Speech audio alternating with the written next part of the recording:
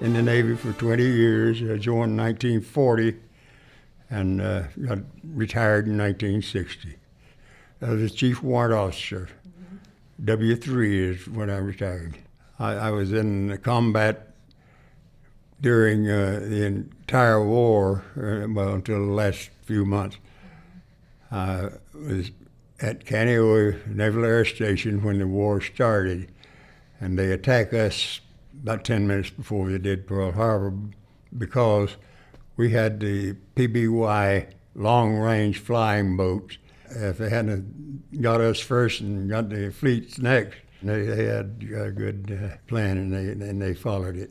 I was asleep in my bunk that morning like everybody else on the island of Oahu. I got out of my bunk and somebody yelled, "The hangar's on fire." Most of our planes were on fire by that time. We grabbed a gun out of one of the burning planes and put it down to a shipmate of mine, handed it down out of the plane to a shipmate of mine, got some ammunition. So I held it on the pump pipe while my shipmate, who was an ex-Marine, did the firing. When the bombers did come over, there were a three-plane formation. I saw the bombs when they left the plane. They hit right in our hangar. The hangar appeared to go up two or 3 feet in the air and settled back down. We flew in the Battle of Midway looking for the Japanese planes. So we patrolled for 6 days, 14 hours a day, without stopping, without any breaks. We got back from the Battle of Midway. They gave us 5 days at the Royal Hawaiian Hotel.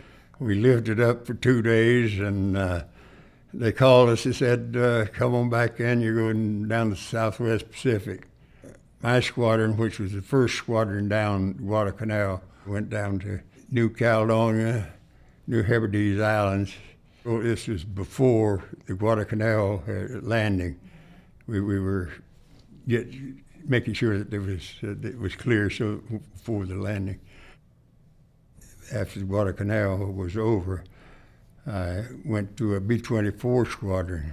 So they moved us to England, and we were keeping the submarines down in the Bay of Biscay. That was our basic patrol. I was a bombardier, and the pilot and I had our signals worked out. He would come in at 240 knots, and I would set up a bomb site, and at the proper time I would release the bomb.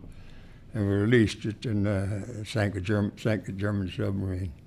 Turned out to be U-271 when the war was over and they accounted for them. I was on 3 different aircraft carriers: the Roosevelt, Coral Sea, and the Midway. The Midway was the main carrier that I was on. I was the ordnance officer on the flight deck.